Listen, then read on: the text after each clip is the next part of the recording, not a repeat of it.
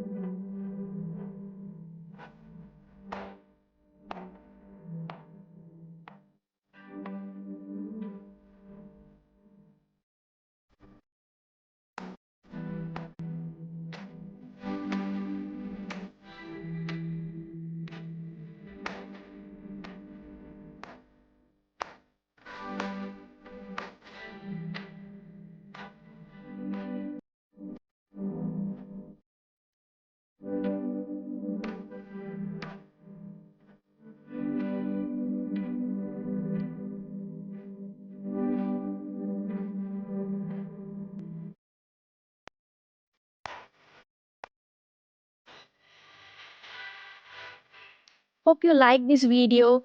If you find this video helpful, do like, share and comment, and please subscribe to my channel for more such videos. Till then, bye!